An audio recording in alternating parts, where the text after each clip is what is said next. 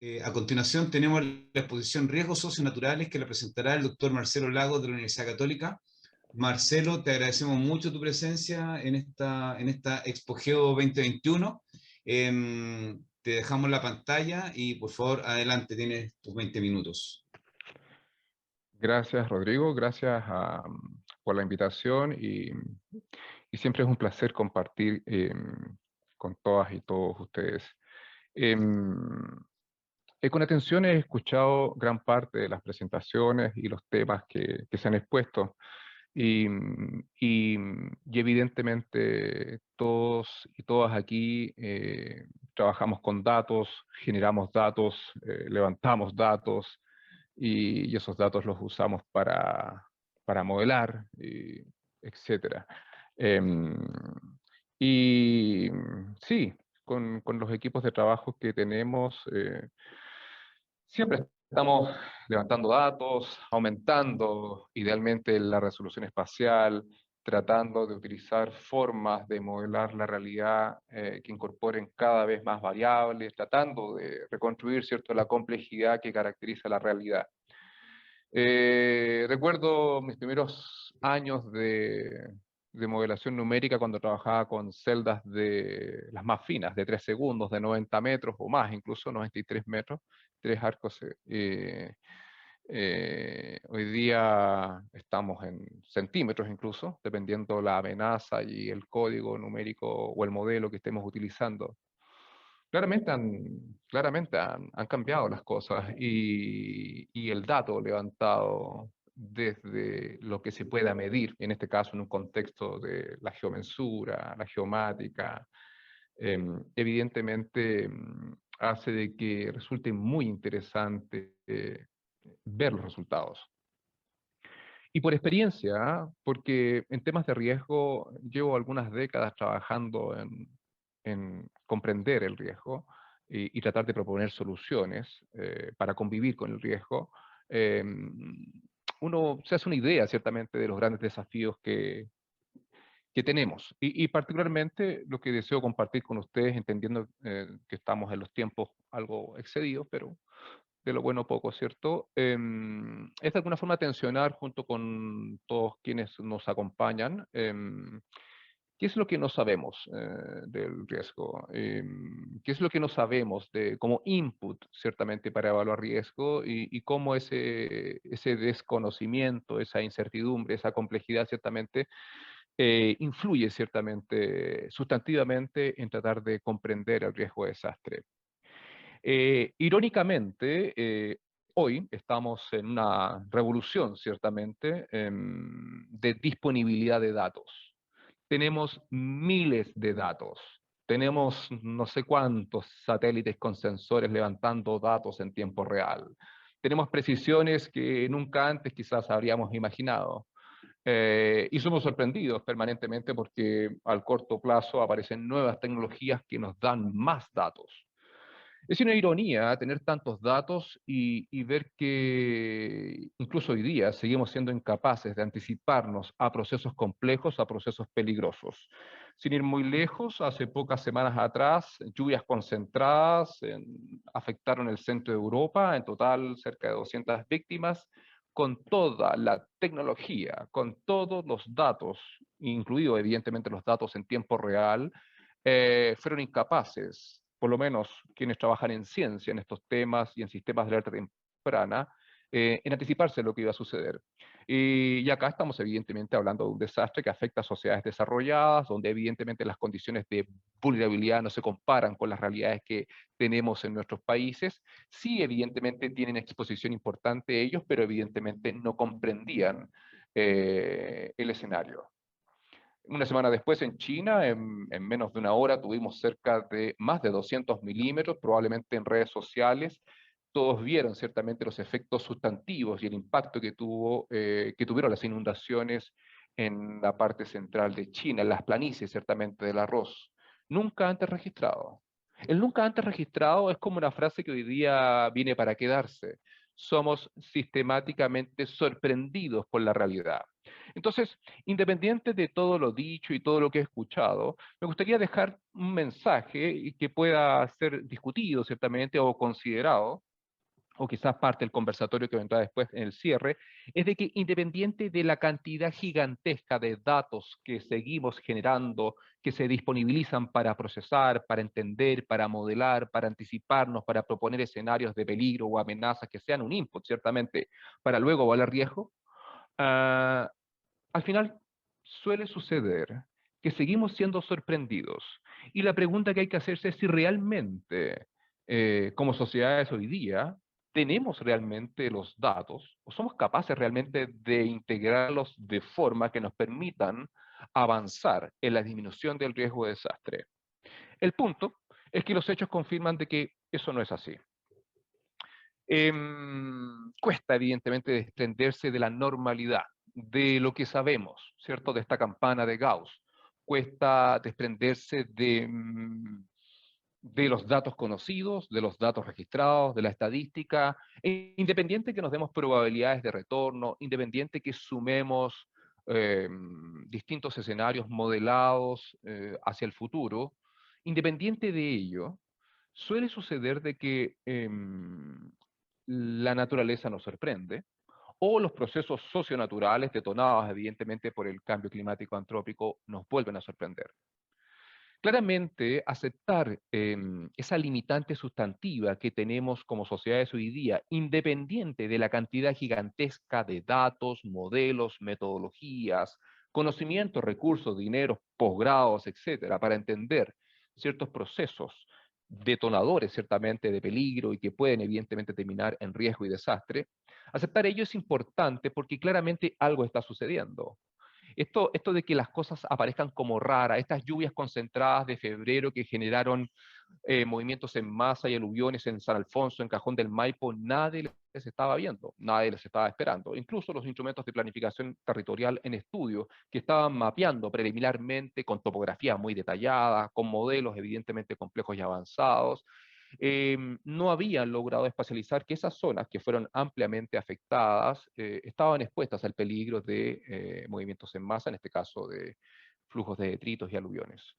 Ejemplos podríamos hablar todo el día, ¿cierto? De la sorpresa, de lo que nos espera. Gran parte de los esfuerzos vinculados con la amenaza volcánica y que ciertamente cobran fuerza después de la gran erupción del Chaitén, el 2008, donde fuimos sorprendidos ante un evento raro, inusual, ciertamente. Con mucha atención se miraba al volcán Michimahuida, ¿cierto? No así el volcán Chaitén, independiente que tenía un pasado parcialmente estudiado, hoy día en mucho detalle, y hoy día, después, evidentemente, del evento, ciertamente que comienza en mayo del 2008, comprendemos con mayor profundidad su currículum de grandes erupciones y realmente su peligrosidad. Después, generalmente llegamos después, y la ciencia trabaja después. Con muchos datos, con recursos, tanto así que gracias a la erupción del Chaitén y la gestión política y técnica que se hizo en esa época, hoy día tenemos el sistema de vigilancia volcánica en Chile, ciertamente que nos permite en gran parte anticiparnos a los procesos eruptivos, aunque el Calbuco el 2015 no estuvo ahí al filo, ¿cierto? Fue todo muy rápido en esa oportunidad. Podemos hablar de volcanes, podemos hablar de inundaciones, podemos hablar de aluviones, evidentemente algunos procesos de la naturaleza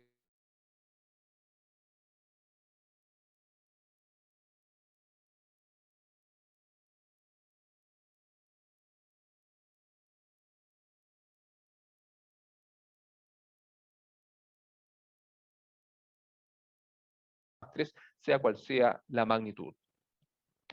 El punto es que ciertamente es difícil integrar la incertidumbre, es difícil darle al escenario, independiente que hagamos 1000 pruebas estocásticas y modelemos múltiples escenarios. Entonces, de alguna forma, independiente de la importancia que revela ciertamente la generación de datos, yo deseo tensionar que este enfoque basado en lo cuantitativo, en lo numérico, en las altas resoluciones, en los procesos, evidentemente es una parte que de alguna forma ha influido sustantivamente en cómo comprendemos el riesgo.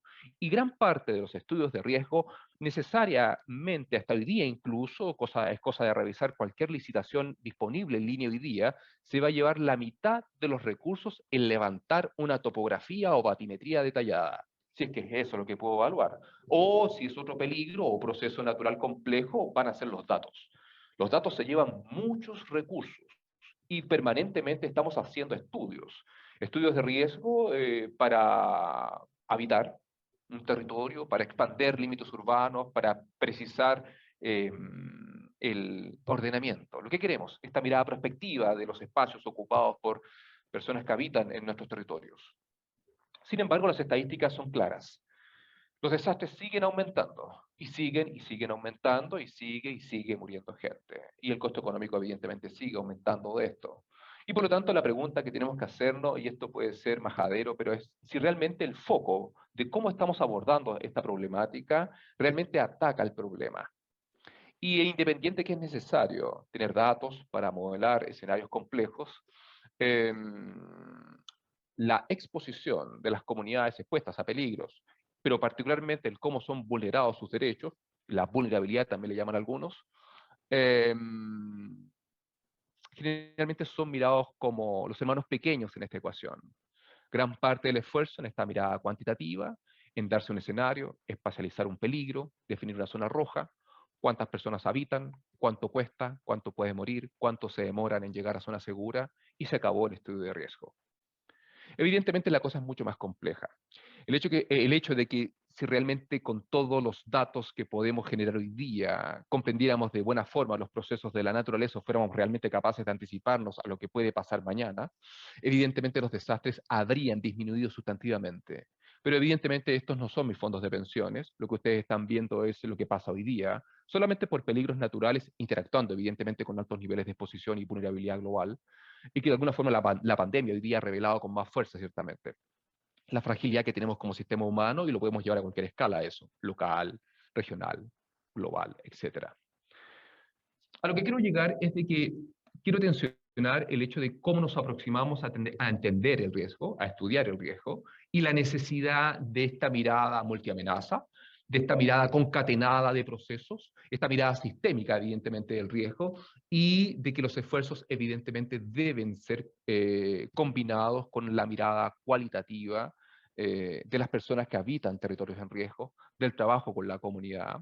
La presentación anterior de Keila hablaba de su equipo multidisciplinario, y ya en la presentación aceptábamos todos y todas aquí la restricción de acceso a información. En este país todavía existe eso, que hay información que no se puede ver, que no estamos preparados ni maduros para entenderla. Son tal cantidad de las situaciones en este país y en países como los nuestros, de falta de reparación, de falta de transparencia, de dificultades para avanzar. Recién este año, después de casi una década, ustedes bien saben, se aprueba la Política Nacional para la Reducción del Riesgo de Desastre. Hace pocas semanas comenzaron las gestiones formales ya para darle fuerza, ciertamente, a la nueva ONEMI, una nueva institucionalidad, ciertamente, el SENAPRED, ciertamente, que va a tener que hacer magia para trabajar hoy día como un gran servicio, ¿cierto? Pero con los mismos recursos que tenía la ONEMI antes, eso sí que va a ser un desafío.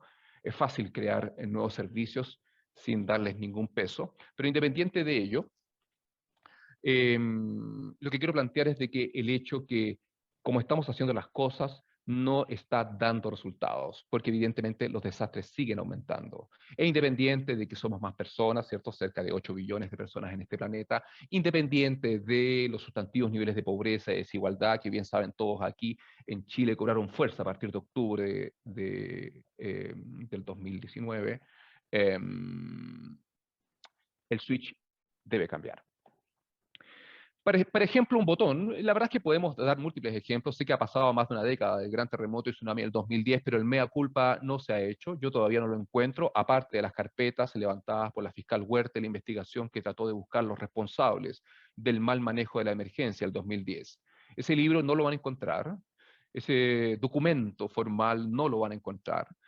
Pero ese día teníamos estaciones de nivel del mar, teníamos instrumentos, teníamos expertas y expertos, buenas topografías, batimetrías, mapas de inundación por tsunami, modelos numéricos, Y un convencimiento que en la época estábamos cumpliendo con el marco de acción de Yogo, hoy día estamos en el marco de Sendai, que define las estrategias y prioridades para disminuir el riesgo de desastre. Con todo ello sobre la mesa, estábamos convencidos que vivíamos en el oasis y que ciertamente éramos los jaguares de la gestión del riesgo de desastre, ¿cierto? El 2010 nos enrostró que no es así. Y de alguna u otra forma, la ventana que hemos tenido para el gran terremoto y tsunami del 2014 frente a Iquique y Pisagua, ciertamente, y el 2015 en Illapel, con tsunamis importantes, con magnitudes relevantes sobre 8, de alguna forma nos dibujan escenarios que vienen para quedarse y que evidentemente podrán ser más complejos de lo que hemos experimentado hasta hoy. Sin duda, antes que nos vayamos todos a la ánfora por allí, al cajón o donde sea, vamos a experimentar un evento mucho más complejo. Recuerden ustedes que para el terremoto y tsunami del 2010, gran parte de los esfuerzos estaban puestos en el norte. El primer mapa de inundación por tsunami que elaboró el Servicio Hidrográfico y Oceanográfico de la Armada de Chile partió en el año 1997 en Arica. En 1998 se presentó el mapa de Iquique. En 1999 se hizo el mapa de peligro de tsunami de Antofagasta. Se demoraban un año en hacer un mapa de inundación por tsunami. Le llaman carta de inundación. Ha llegado carta, y porque había que levantar batimetría, porque había que levantar topografía, y una vez que se hacía el estudio, se mapeaba el peligro de tsunami de forma homogénea. Ni siquiera se diferenciaba la peligrosidad que hoy día se hace con la profundidad de inundación para entender algún rango de magnitud, ¿cierto? Desde 1997 hasta el 2005 los mapas nunca fueron públicos, como los datos que presentaban en la presentación anterior. Nadie podía verlos porque era información sensible. Solamente se imprimían algunas copias numeradas para que el capitán de puerto, el alcalde, el director de obras o directora pudieran ver esa información. Eso evidentemente nunca se tradujo en disminuir el riesgo de desastre. Los datos estaban, los estudios estaban, igual que en Talcahuano, el 2000 le entregaron el mapa de peligro de tsunami a la comuna de Talcahuano y tampoco nunca hizo nada hasta que el 2010 todos ya saben lo que pasó.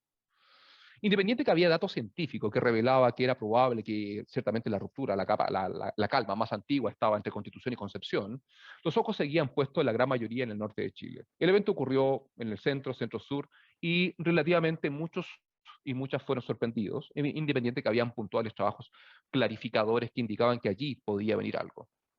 Acá estoy con el equipo de amigos de geodesia, cartógrafos, topógrafos, ingenieros, geógrafos, geólogos, etcétera. En las costas de Constitución estamos midiendo casi 30 metros del tsunami del 2010. Independiente que fue un efecto no lineal, particularmente ahí lo podríamos explicar, nadie esperaba dimensiones de ese tipo en esta zona. Ha pasado más de una década del 2010 y hoy día evidentemente tenemos un sistema distinto, mejorado, una red mucho más detallada de estaciones de nivel del mar, de alertamiento temprano. Las señalizaciones en Chile aparecieron por todas partes. Aquí le muestro una japonesa. Esta fotografía la tomé en Japón antes del tsunami del 2011, y lo particular es de que del tsunami del 2011 en Japón, ¿cierto? Hablo del gran terremoto y tsunami de Tohoku. Y lo interesante de esta señalización es que hace mucho tiempo que los japoneses democratizan el acceso a la topografía. Ustedes saben que la topografía en Chile es difícil, a no ser que accedamos al SRTM o algún levantamiento en línea que nos permita resoluciones mucho más finas, pero nadie tiene visión topográfica y no es fácil disponer rápidamente de esta información que debería ser pública, porque vivimos levantando topografía permanente y sistemáticamente de gran parte, casi todos los lugares, particularmente los habitados. Aquí esta señalización le está diciendo al habitante de Japón que usted está en una zona de peligro de tsunami, en inglés y en japonés, y le está diciendo también de que está a cierta altitud. Evidentemente esa altitud le permite inferir a la persona que lee esta señalización y la interpreta un grado de peligrosidad. No es lo mismo estar a 2 metros de altura sobre el nivel medio del mar, ¿cierto? A estar a 12 metros, a 12.6. La idea es buena, la idea es buenísima. Todavía no la copiamos en Chile, pero independiente de ello, no fue suficiente. Independiente del aviso, independiente de la historia y el pasado, independiente de toda la tecnología que tenía Japón, ciertamente en esa oportunidad, sus modelos numéricos, su interpretación de los segmentos, el acoplamiento, sus miles de estaciones GPS, etcétera, etcétera, etcétera, fueron sobrepasados ese 11 de marzo del 2011, y bien saben ustedes que no solamente fue el terremoto con un proceso multiamenaza que generó un tsunami, y el tsunami generó un peligro tecnológico complejísimo, que fue la inundación de TEPCO Electric Power Fukushima, ciertamente, y la radiactividad que hizo muy complejo, incluso todavía hoy, el manejo de ese desastre.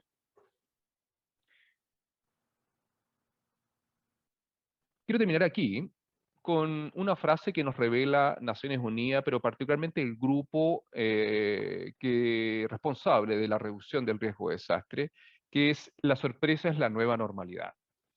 Y de alguna forma dejar sobre la mesa un tema que podemos tensionar en el conversatorio, que se relaciona con el tema de, independiente de todos los datos que permanentemente estamos generando, con toda la información que tenemos, con toda la Big Data, seguimos siendo sorprendidos por procesos de la naturaleza. Y mi invitación sería a cómo podemos concentrar esfuerzos para utilizar todo el conocimiento que tenemos para dar un vuelco metodológico que nos permita miradas transdisciplinarias que realmente y de forma efectiva permitan disminuir el riesgo. Porque independiente de todo lo que sabemos, de todo lo que tenemos y de todos los datos disponibles hoy día, el riesgo de desastre, pero particularmente los desastres, siguen aumentando. Y eso evidentemente nos enrostra objetivos de desarrollo mal logrados. No estamos haciendo la pega. Muchas gracias.